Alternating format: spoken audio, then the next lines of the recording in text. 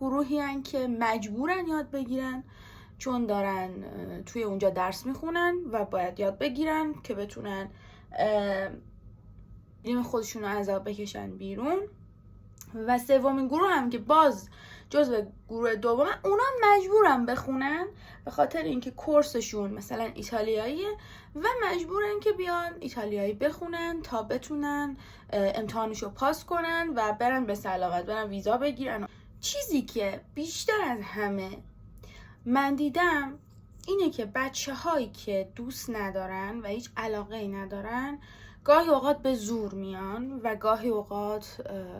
خیلی براشون گرامر ایتالیایی و زبان ایتالیایی سخته،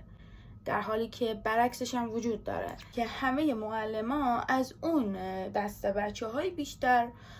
خوششون میاد و اوکی